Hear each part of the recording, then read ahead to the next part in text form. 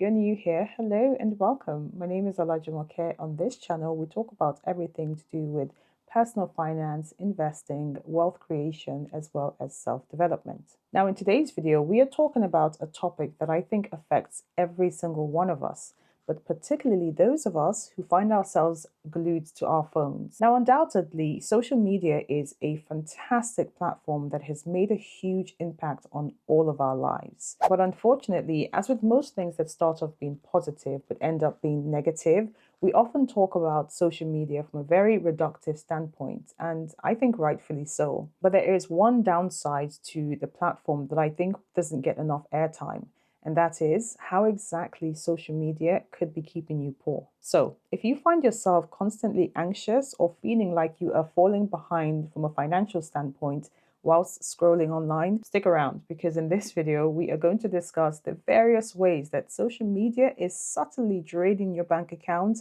and stopping you from building financial wealth. So let's start with the most obvious downside: the comparison trap. Now, the platforms are completely splattered with imagery of other people enjoying their lives, taking trips, buying new houses, buying luxury items, indulging themselves, living the good life. And suddenly we start to feel like we need to match that in order to fit in. We start to feel like there's something missing from our lives. And I often feel like there is a tacit, unspoken pressure to keep up with these individuals who may not even be able to afford the lifestyles that they show online. But here's the kicker: trying to constantly keep up with or match a certain lifestyle that you see online or a certain level of happiness prescribed by society can easily lead to a lot of spending, debt, and financial anxiety. So next time you feel pressured to make a significant purchase because of something you've seen online, remember this: those filtered images do not always tell the entire story. The next point is influencer hype as well as sponsored content. Now, we all like, or in some cases, love our favorite influencers and content creators. But the thing is, they are being paid,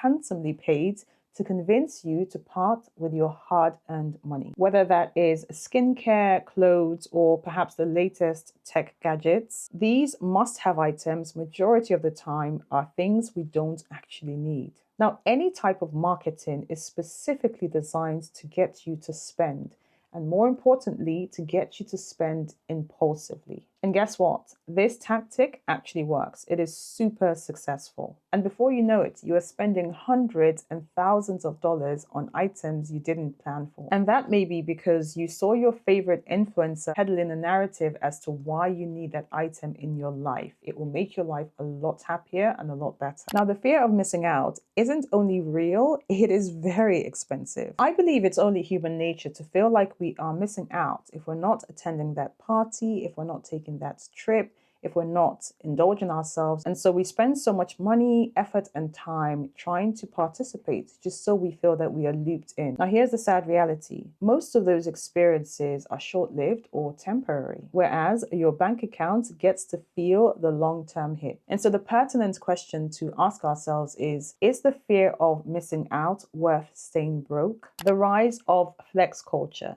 Now, I'm sure flex culture feels fantastically great in the moment. It's about getting accolades, likes, and reactions to what you have or perhaps are capable of. But please remember this: many people online who are flexing are also flexing their way into debt. They just don't show you behind the scenes. They don't show you that aspect, because some of these flex props have actually been leased just for the gram.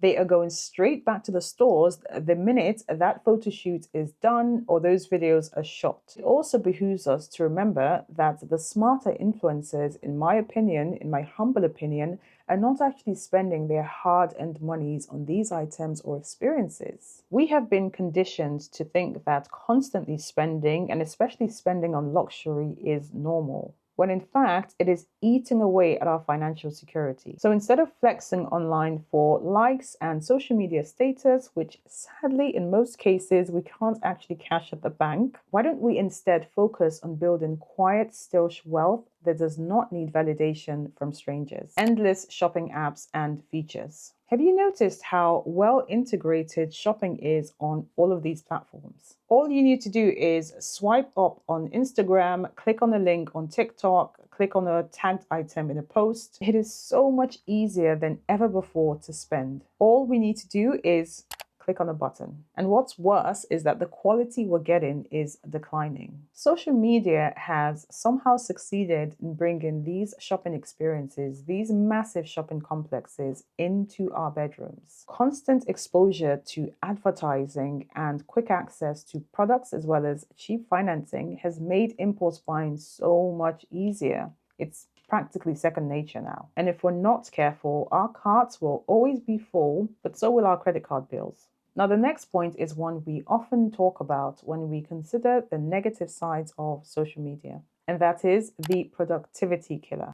Wasting precious time online. Now, if most of us are honest, we might admit that social media is a huge time waster. And this was my personal experience that led me to delete all of these apps around 8 years ago. Instagram, Twitter, Facebook, even LinkedIn. I was never really active on Facebook, but I deleted everything. Now, studies have shown that the average user spends around 2 hours a day on these platforms, but I would estimate that it's actually double or maybe even triple that time. And some of that is precious time that we could spend working on a side hustle, improving ourselves, learning a new skill, or working towards our financial goals. But instead, we take that golden time and we spend it scrolling through memes, watching pointless videos, and getting stuck and involved in other people's drama. Now, 2025 is around the corner, and I think it presents a golden opportunity for a reset. So for those of us who are serious about improving our financial situations, it most likely will mean spending less time on mindless scrolling and putting that energy and time into something that pays off. The subscription addiction. Now, be honest. How many subscriptions have you actually signed up for just because you saw it on your socials? Whether that is Spotify, Netflix, Amazon, or even a content creator's subscription list. And as I've said in previous videos, these tiny amounts, these subscriptions quickly add up, and they are designed to keep us hooked. And before you know it, $10 turns into $50, which turns into $100 on subscriptions we don't use and do nothing in terms of bringing us closer to our financial goals. So it's important to review and reevaluate our subscription lists so we can get rid of those pesky money eaters. False sense of accomplishment. Have you ever felt like you are being super productive when in actuality, you've done nothing? That is a mind game. It's a trick of being online. Liking a motivational video or watching a lot of content on hustle culture makes you feel that you are moving the needle, you're working towards your goal. And when you're done spending all of that time online and you take no actions, nothing changes. It's similar to a dopamine hit where we feel very good and very positive, very charged